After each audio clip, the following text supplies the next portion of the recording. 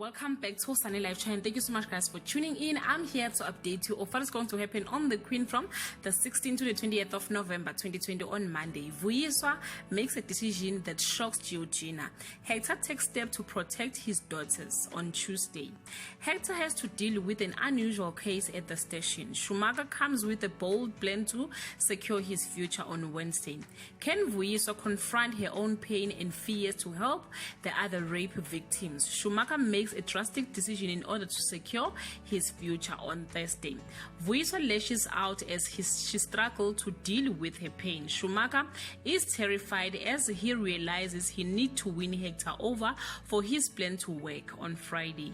Vuyiswa receives a call which leaves her unsettled. Schumacher's plan to secure his future is in a full swing. Guys, this is all I have for today. You can leave your comment below and share your thoughts.